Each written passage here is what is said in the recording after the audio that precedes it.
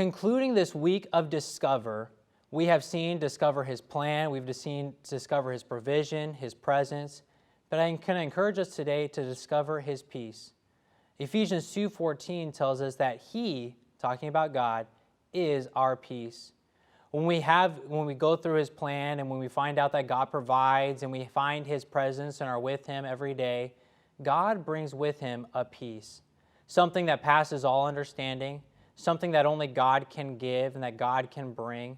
And no matter where you are, the geographical location, or perhaps the weather pattern outside, whether it's stormy or sunny, we can have God's peace.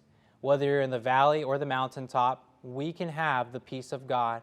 We can go through life and discover God's peace because He promises it to us. And God is our peace.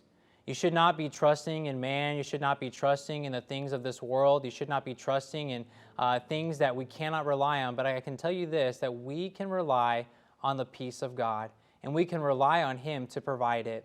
And there are times in life where we go through sorrows, and there are times in life where we go through troubles and heartaches. And then we find that even at those times where we have the most trouble, there is a peace.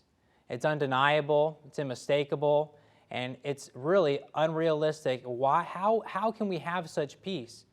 And you ask yourself, even in times of sorrow, how does the world find peace? Because we know that peace truly comes from God. And the born-again, saved believer can trust that God brings peace. As we go through and finish this week of Discover, we've discovered, as we step out by faith, we've discovered His plan, His provision, His presence, and finally, the peace that comes from God.